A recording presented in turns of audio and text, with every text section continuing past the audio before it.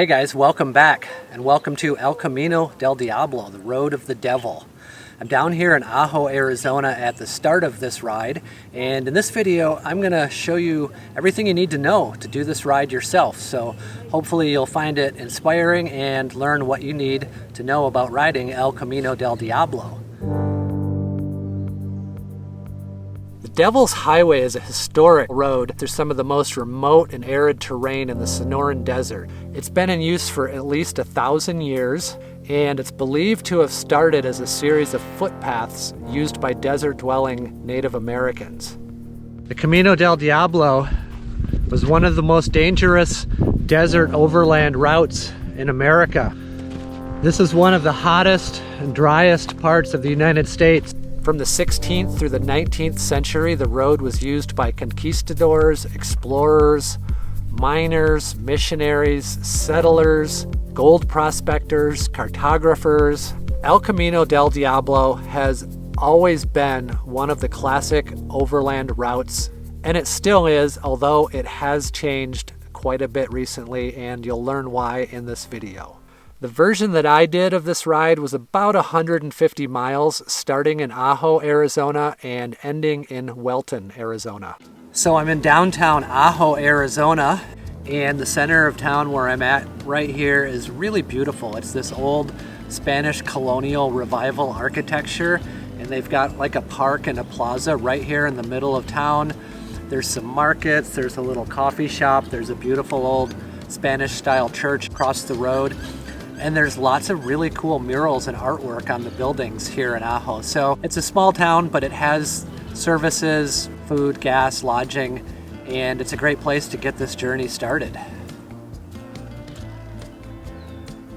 So I've got my camera bag here in the back with all of my filmmaking equipment and my soft luggage on top of 2 panniers along with my tank bag. One of these soft luggage bags contains my tent and my blow-up air mattress. The other one contains my sleeping bag and a stuff sack that has some long underwear, a down jacket, and a wool hat inside of it.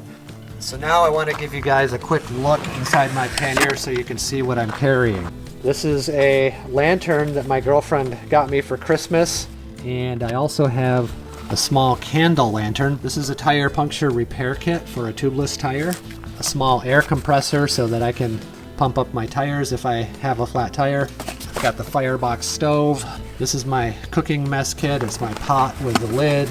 And I have 1 gallon of water on each side of the bike. I put this duct tape around it because I know that things can get worn on the inside of a pannier, and I absolutely don't want to lose the water that I'm carrying. And over here, this is, of course, my mess kit, cook stove, cup, saw, knife, and I've got a nice warm fleece jacket. On this side of the bike, we'll start with my folding camp chair and my folding table.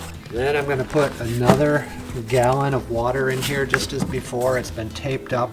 This is my electric vest and also a little fleece neck gaiter in case it gets really cold out. I've got 16 ounces of wine, red wine. This isn't going to be a gourmet cooking feast. It's pretty simple. It's kind of like backpacker food. So one of the things that I was thinking that would be a really good idea for this trip in particular is to use my Camelback that has, my extra water in here as kind of a breakaway bag. Just because if for whatever reason I got separated from my motorcycle, I would at least have some of the basic necessities all in one bag. I'm going to put some of my lunch supplies, my nuts and candy bar in here. I'll put my strong arm fixed blade knife in here, lighter, and a map. One last thing that I brought with me for this trip, it's a roadside emergency flare. I've never carried something like this before, but I was just thinking if something were to happen and I got stuck out in the desert by myself and I'm laying on the ground, my bike is down, someone drives by in the darkness, they wouldn't see me. This flare would make an incredible amount of light, and it would certainly get a passing vehicle's attention in the middle of the night out in the dark desert. So this goes in there too. For tires, I'm running the Moto's Tractionator GPS tires, and Honestly, I wish I would have a set of full knobby dirt off-road tires for this ride. Something like the Continental TKC 80 or the Bridgestone Battlax. I've used both of those in the past, and because this is going to be a completely off-road ride, it would be really nice to have a set of those tires on here, but this is what I've got.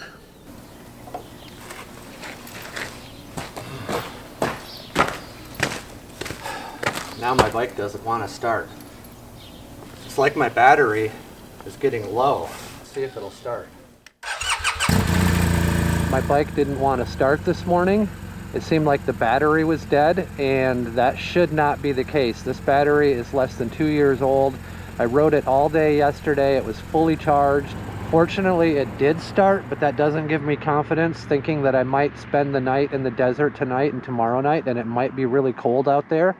Secondly, my GPS is continuing to malfunction. It's basically unresponsive.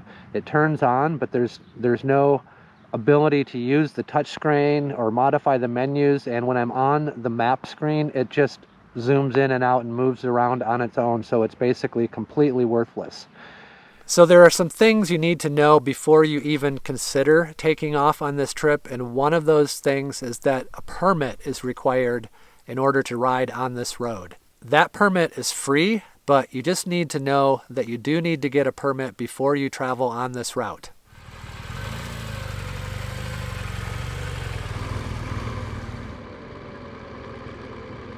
I'm gonna fill up my bike right now. I know that it has about a 200-mile range, and I'm gonna zero out my trip odometer before we leave Ajo. Before you leave Ajo and get out of cell phone service, you need to go back to the website where you registered and got your permit and check in. That's how serious they take it, and they want to know when you're going in and when you're coming out.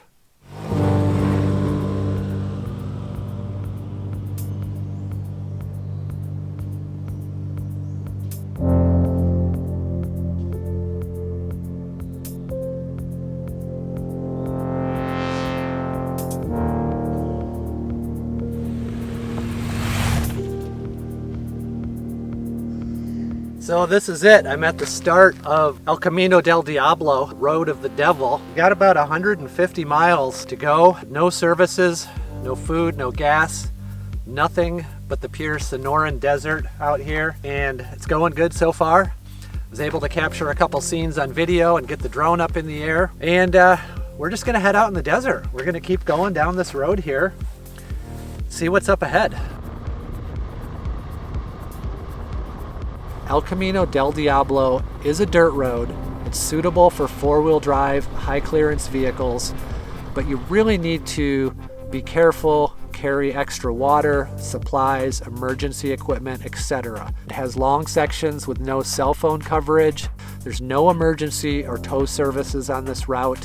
It has light traffic, which means you can't rely on someone passing by to help you out. And although I did do this route alone on my motorcycle, it is recommended that you would travel at least with another vehicle. I would avoid traveling this route during the summer. It could get up to like 120 degrees, and you really need to be prepared. Be prepared to be on your own on this trip if something goes wrong.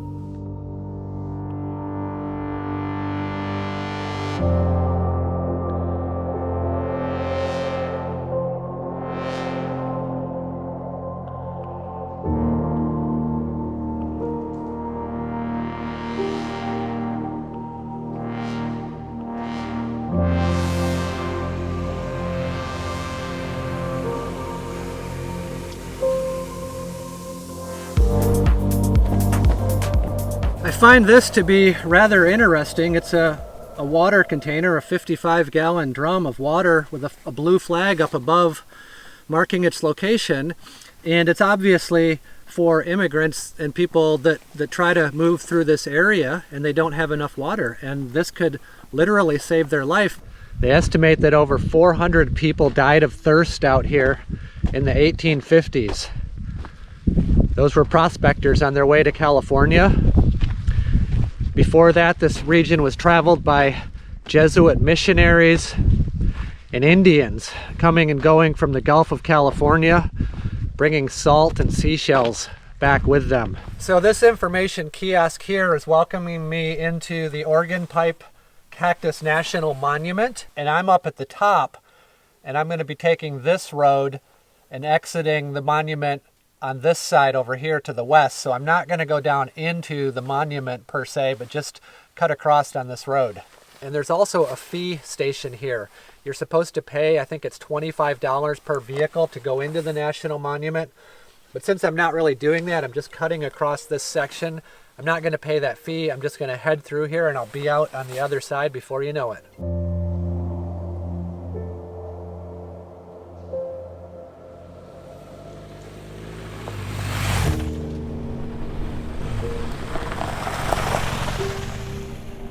So this route passes through 3 different land organization areas. And the first one is the Organ Pipes Cactus National Monument. After that, the route travels through the Cabeza Prieta National Wildlife Refuge. And finally, you go through the Barry M. Goldwater Air Force Range. The permit that you get online covers both the Cabeza Prieta and the Barry Goldwater Air Force Range. Bates Well is the site of a former cattle ranch within the boundaries of the Organ Pipe Cactus National Monument, and it's a stop along the historic El Camino del Diablo. Today, Bates Well is a historic testament to ranching and mining and that kind of life that went on in the early 1900s down in this part of Arizona.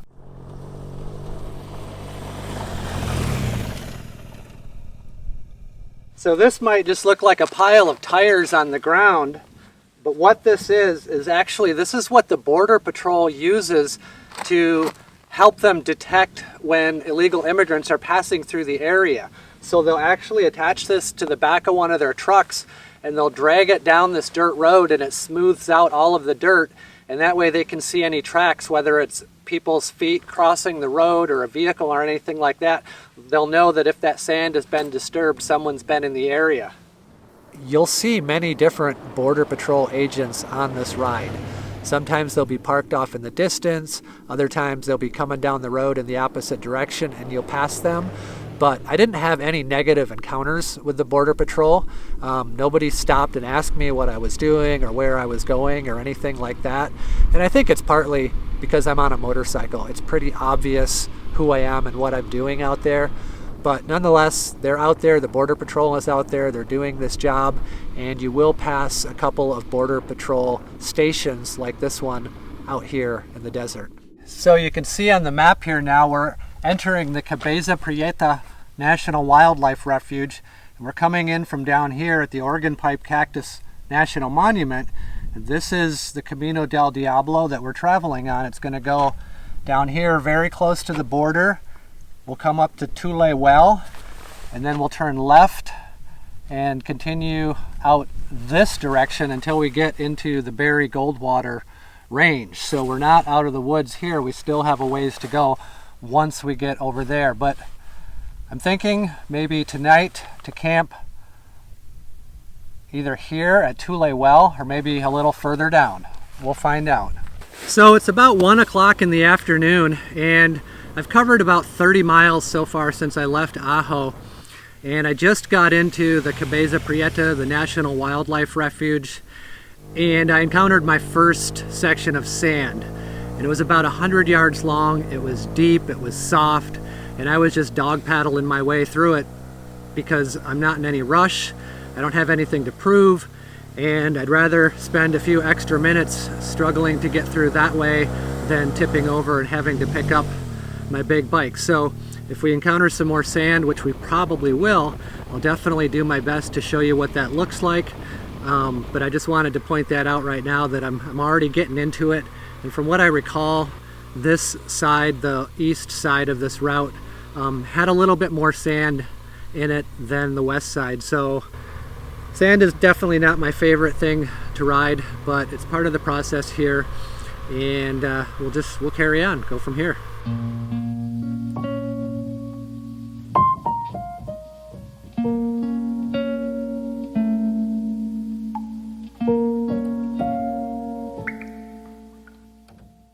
Absolutely gorgeous out here. It's a beautiful day. It's got to be about 70 degrees right now, middle of the winter. This is what it's like down here in southern Arizona. Sorry about that, you guys. I know you might be suffering through the cold and the darkness wherever you are watching this right now, but here's a little bit of Arizona sunshine for you.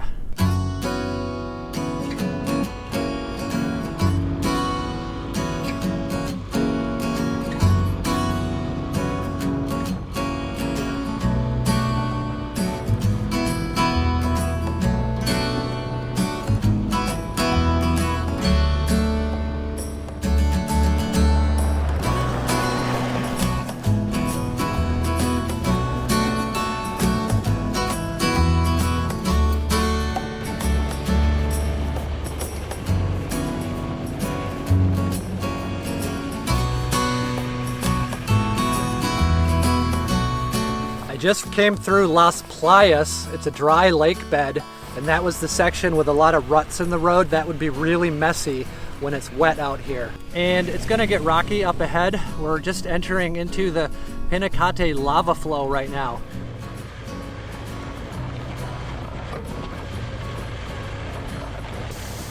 So I just dropped down the tire pressure a little bit to help smooth out this ride. I didn't really have to change the front tire. That's at about 22 pounds.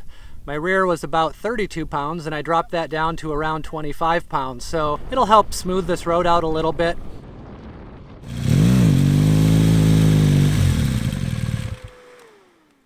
I was scouting out this road behind me for a potential campsite, and when I came out, the sand got really, really deep and I got stuck. The back wheel is all the way under, so I'm gonna try to get it out.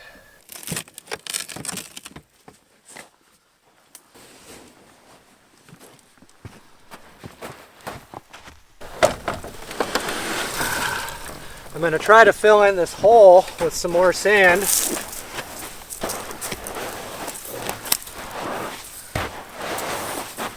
Kind of like that. We'll get the bike back upright. Try again.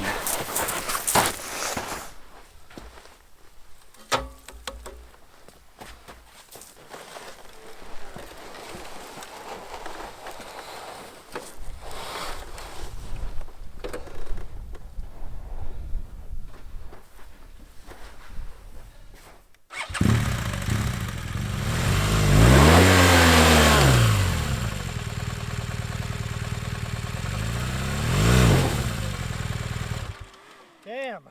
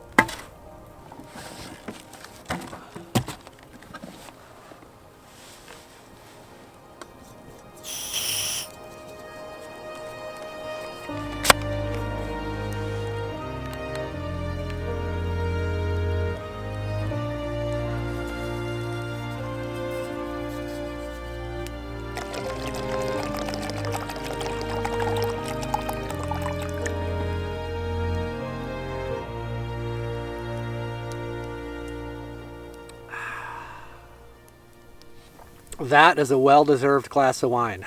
Wow. I got camp set up that last little bit.